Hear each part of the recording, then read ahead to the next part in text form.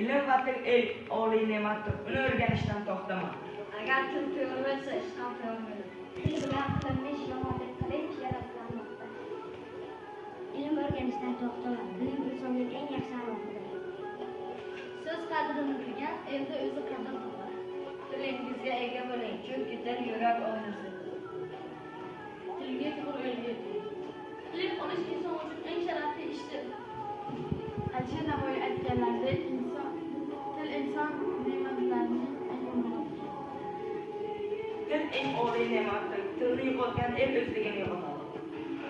Erkin ilmga achishadi, yo'ldan bulan sevgi yetaklikdir. Har Rossiyada jon va qalb bor, millatga qilolsadi jon. Cho'lponning she'ri, yurakdan so'zlar, O'zbekiston ruhida qay-qar olovlar, erkinlik va sevgi uchun kurashgan, adabiyotda adabiy yorug'lik saqlagan.